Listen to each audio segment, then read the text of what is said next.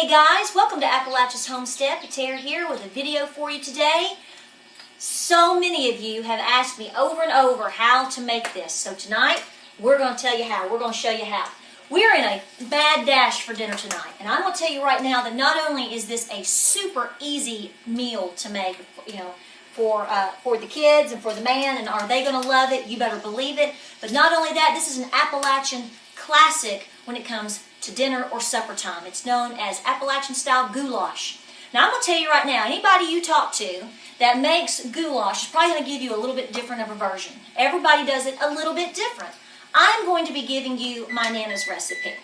The oven's already set. We're ready to roll. So what I'm going to do is go through it and show you how we make it. I make it predominantly the exact same way every time. And what the differences usually are is what I add with the meat. So I'm going to show you what we've got going on first of all. What you're going to do is you're going to cook up some brown meat, some hamburger meat. That's what I do. I love to get the grass-fed beef. I use about a pound. Now, if you want to be super quick with a meal like this, or any meal, you want to cook up a lot of ground beef at one time, say 5 or 10 pounds. Because if you're going to cook it, why not cook it all at one time? Scoop out what you need for that meal, and then freeze in separate packets for future dinners. That way you've got ground beef ready to go for whatever you need.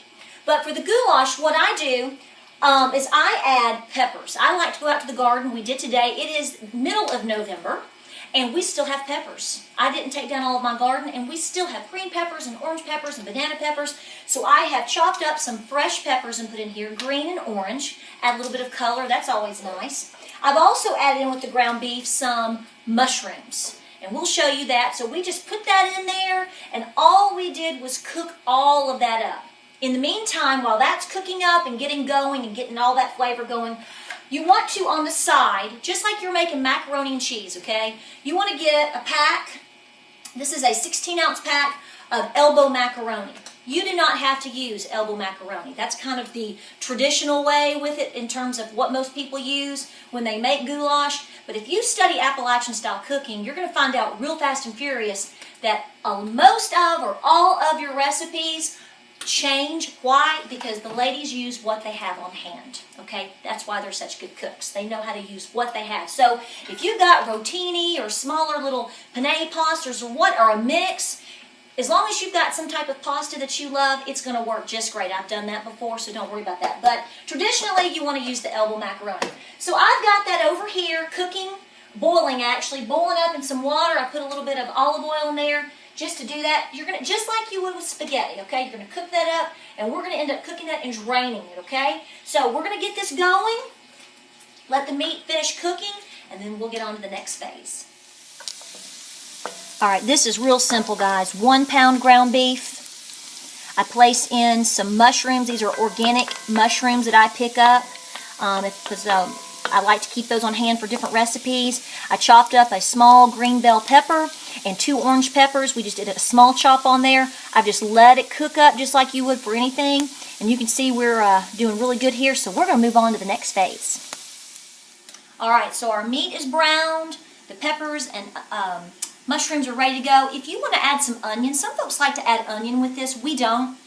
We prefer it without onion, but that's, like I said, you can change it up. You can add this, add a little bit of that. Totally up to you, okay? That's what's so great about this. Now is when we get to the point where we're going to start adding the spices. It's a pinch of this and a pinch of that, okay? I just add some sea salt in here to give it a little bit of flavor.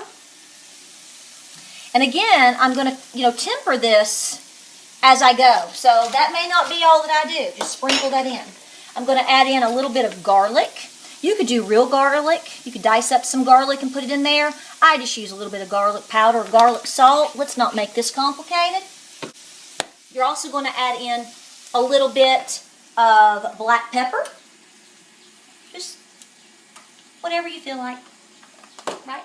Okay, we've got salt, we've got pepper, we've got garlic going in here, getting it all going. I like to add a dash of BKW seasonings. They are a local company. We like to support that. There's some folks that we know, this is wonderful. I add a dash of this just about to everything. So I'm just going to put a little bit in there. You don't have to do that. That's a personal thing. That's not, necessarily traditional. Just trying to get some flavor and some spices going in there. The next 2 things are the secret in the sauce. This is what my Nana will tell you. She is huge into Italian seasonings. All my life I've wondered, how did my Nana's goulash and spaghettis and homemade this and homemade that with a side of beans and whatever taste like it does? I'm going to tell you the two ways. One, Italian seasoning, and she will tell you that too. So I get my Italian seasonings from the local Mennonites, and I'm just going to dash it in there. And you're not going to believe me when I tell you, but Parmesan cheese. You can grate it. You can buy it already done up like this. I like to get mine from Trader Joe's. Parmesan cheese, and we're just going to be a little bit generous with that.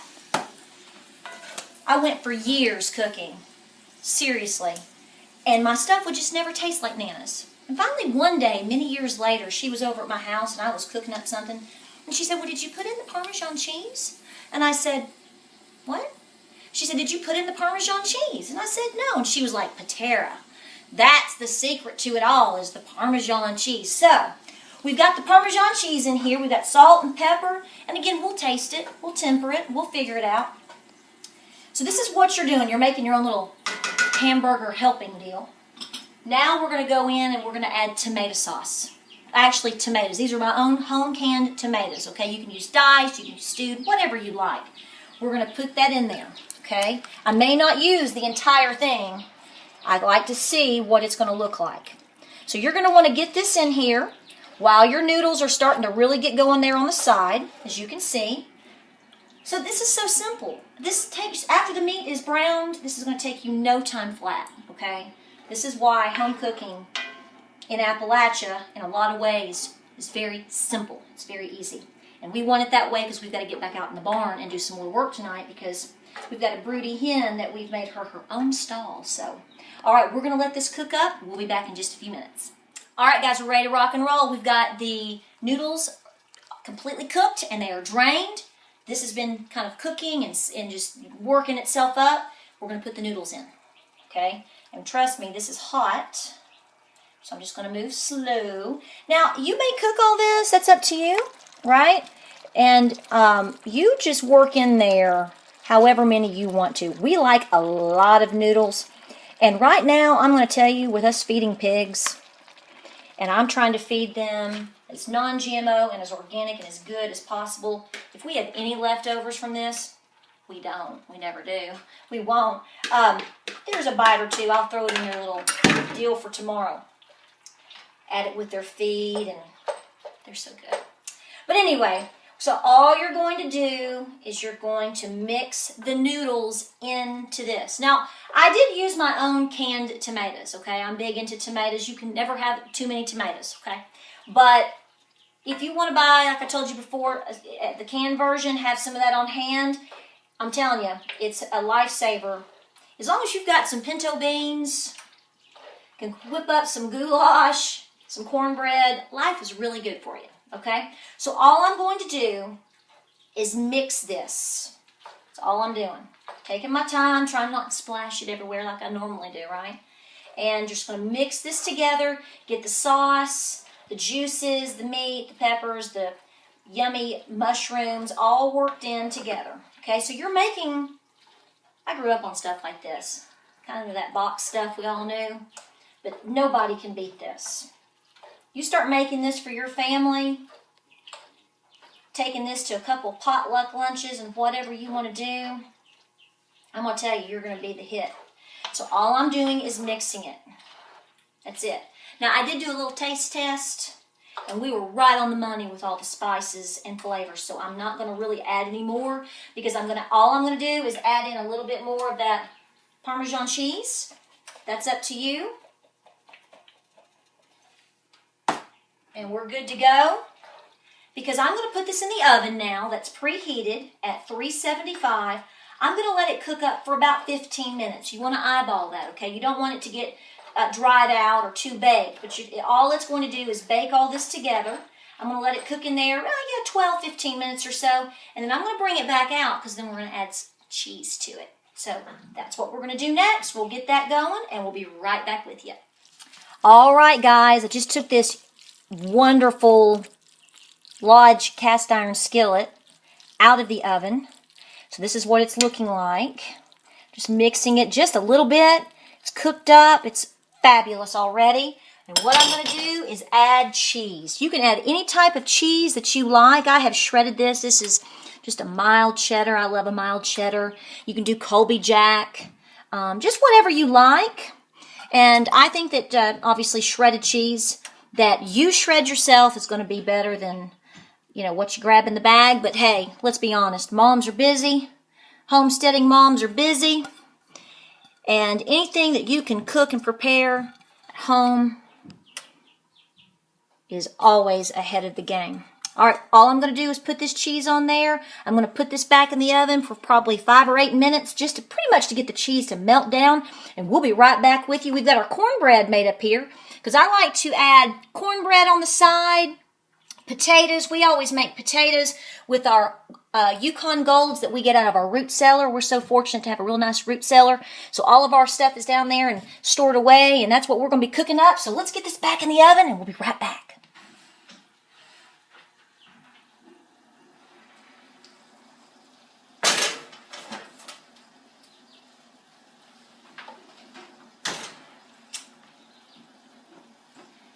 All right, I think she's ready. We're going to let this just keep in the pan. I've still got cornbread to make. We're going to fry up our potatoes. We always have goulash with a side of Texas Pete. Up to you. I always add dilly beans or chow chow. This is my homemade chow chow. It is my great-grandmother's recipe. It's well over 100-year-old recipe. So we might have to show you this too sometime. And of course, raw milk from Miss Bell. Can't get any better than that. Just made my cornbread with that. So we're going to scoop this out on the plate so you can see. Come over here and see this. What I'm talking about. I'm just going to do a little portion. Might have to do a little early taste test. You can see how well that's cooked up. I'm telling you, this is going to be a family favorite. It's going to connect you back to your roots. And we just appreciate y'all watching all the time here at Appalachia's Homestead. You can preach too if you want, I guess, but I'm not saying preaching. But we just appreciate y'all, and we thank you for watching, and we hope everybody's doing well. If you like what you see here at Appalachia's Homestead, be sure to like and subscribe. We love hearing from you guys. Try this out. I promise it's so easy. You're going to say, why haven't I been making this a long time ago? Be sure to check us out on Facebook and Instagram and Pinterest and all the places that we are, and we'll talk to y'all soon. We're going to get cooking and eating and get back to work. We'll talk to y'all soon.